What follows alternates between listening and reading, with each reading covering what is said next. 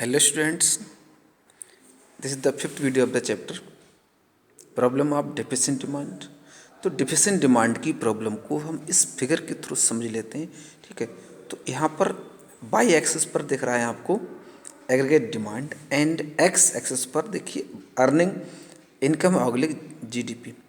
ठीक है, तो यहाँ पर देखिए जीरो की जो लाइन 45 डिग्री जा रही है, ये लाइन शो करती है बाई अर्निंग को it is equal to aggregate supply. ठीक है, उसके बाद ADF लाइन जो है देखिए, ठीक है, जी पॉइंट पर ADF line shows the required level of AD for full employment in the economy.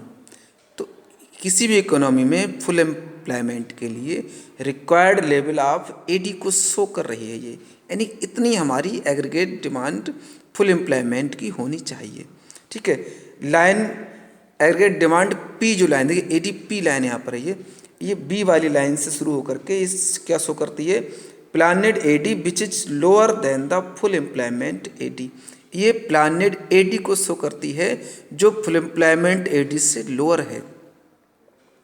ठीक है, द वर्टिकल डिफरेंस बिटवीन अब ADF और ADP के बीच का जो वर्टिकल डिफरेंस एरिया है, इसी को हम डिफिशिएंट डिमांड कहते हैं। ठीक है, प्लानेड AD और फुल एम्प्लॉयमेंट AD से यहाँ कम है, इन दोनों के बीच का डिफरेंस क्या हुआ डिफिशिएंट डिमांड। ठीक है, तो EF equal deficient demand is showing this.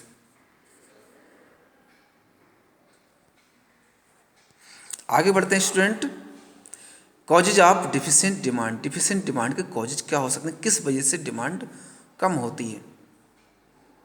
Deficient AD के कॉजेज, तो reduction in private consumption expenditure, जब प्राइवेट कंजप्शन एक्सपेंडिचर में कमी कर दी जाती है तो।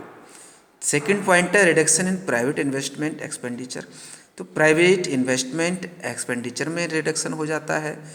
थर्ड वन है रिडक्शन इन गवर्नमेंट एक्सपेंडिचर, जब गवर्नमेंट अपने खर्च कम कर देती है तो एग्रीगेट डिमांड डिफिशिएंट होती है। डिक्लाइन इन एक्सपोर्ट्स, जब एक्सपोर्ट डिक्लाइन हो जाता है। ठीक है, राइज इन इम्पोर्ट्स, इम्पोर्ट्स में इंक्रीमेंट कर दिया जाता है। ठीक, नेक्स्ट है increase in tax rates, tax rate increase होना। तो ये सारे सभी कॉजेज हैं डिफिशिएंट AD के।